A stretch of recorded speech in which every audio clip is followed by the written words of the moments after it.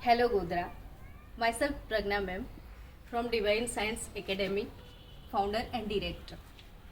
દરેક વાલીને એક મૂંઝવતો પ્રશ્ન છે કે ફાઉન્ડેશન શા માટે, ફાઉન્ડેશન કરવું જોઈએ કે નહીં, એનાથી શું એડવાન્ટેજીસ થાય છે અને કયા ધોરણથી એને શરૂ કરવું જોઈએ.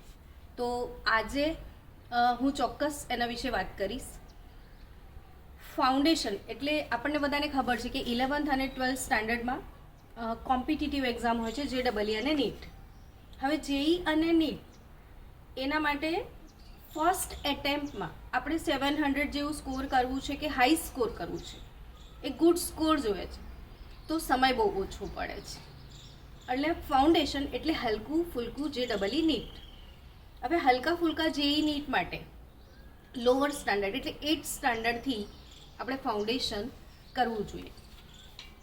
8th સ્ટાન્ડર્ડથી બાળકને ફાઉન્ડેશન લેવાથી શું બેનિફિટ થશે એ સમજાવી દઉં. જેમ કે 11th અને 12thમાં બાળક આવે એટલે વિચારે કે હવે મારે JEE કરવાનું છે, નીટ કરવાનું છે ને સમય બહુ ઓછો પડે છે.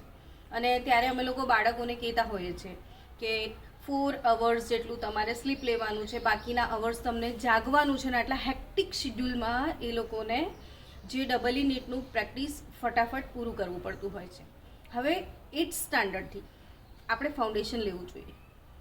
સપોઝ 8th સ્ટાન્ડર્ડથી તમે ફાઉન્ડેશન લો છો તો સ્ટાન્ડર્ડ 8ની અંદર 8, 9, 10થની અંદર બાળકોને JEE નીટનું પેટર્ન શું છે, નેગેટિવ માર્કિંગ શું છે, આપણે NCERTના ટોપિકને કેટલી ડેપ્થમાં સમજવા જોઈએ, કઈ રીતે સમજવા જોઈએ, એનું રીડિંગ કેવી રીતે કરવું જોઈએ અને રીડિંગ કર્યા પછી એમાંથી એપ્લિકેશનના ક્વેશ્ચન્સ કેવા હોઈ શકે, નેગેટિવ માર્કિંગની એક પ્રેક્ટિસ, આ બધી જ પ્રેક્ટિસ અગર એને 8, 9, 10થમાં મળી ચૂકી હોય છે તો જ્યારે એ 11, 12 સ્ટાન્ડર્ડના અંદર JEE નીટ પરફોર્મ કરતો હોય છે ત્યારે ઘણા બધા હેબિટ્સ એના ડેવલપ થઈ ચૂક્યા હોય છે.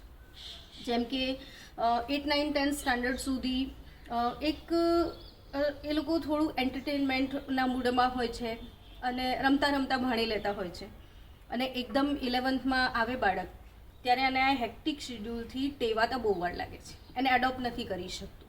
તો જો 8, 9, 10 સ્ટાન્ડર્ડના અંદર તમે એને વધારે સમય બેસવાની પ્રેક્ટિસ આપી હોય, થોડો વધારે સમય એક સાથે બેસીને સ્ટડી કઈ રીતે કરી અને NCERT ડેપ્થ રીડ કર્યા પછી જાતે એને કઈ રીતે સમજવું, આ બધી હેબિટ 8th સ્ટાન્ડર્ડથી આપી દીધી હોય તો એને 11, 12થની અંદર બહુ જ સમય બચી જાય છે.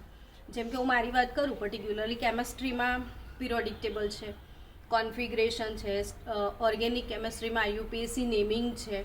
તો એવા ઘણા બધા ટોપિક માટે 11th સ્ટાન્ડર્ડમાં સમય બચાવવો હોય તો શાયદ હું અત્યારે 8th સ્ટાન્ડર્ડની ક્લાસમાં જતી હોઉં છું તો પિરિયોડિક ટેબલ છે જેમાં 118 એલિમેન્ટ છે, આ બધાના એટોમિક સિમ્બોલ પ્લસ એનો એટોમિક કોન્ફિગરેશન, આ બધું જ હું એને 8th સ્ટાન્ડર્ડમાં લર્ન કરાવી દઉં.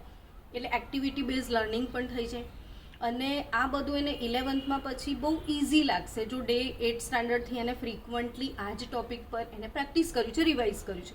એટલે ઘણા બધા જે ટોપિક છે JEE નીટના કોન્સેપ્ટ એ આવે છે લોઅર સ્ટાન્ડર્ડ્સમાં. હવે લોઅર સ્ટાન્ડર્ડમાં એ જ ટોપિકને એને ફાઉન્ડેશન તરીકે લઈ અને ડેપ્થ અન્ડરસ્ટેન્ડિંગ ક્લિયર કરી હશે તો 11, 12થની અંદર જે બ્રિજ કોર્સ કરવો પડે છે, એ લોકોના બેઝિક્સને જે પ્રિપેર કરાવવા પડે છે એના માટેનો ખૂબ સમય બચાવી શકાય છે. એટલે ફાઉન્ડેશન તમારે આર્ટ્સ લેવું હોય, કોમર્સ લેવું હોય કે કંઈ પણ ફિલ્ડમાં જવું હોય, કોમ્પિટિટિવ એક્ઝામ હવે દરેક જગ્યાએ આવતી જ હોય છે, દરેક ફિલ્ડમાં કોમ્પિટિટિવ વગર કંઈ કામ નથી આવતું.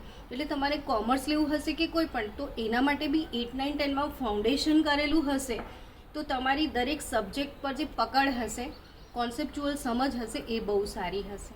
Thank you so much.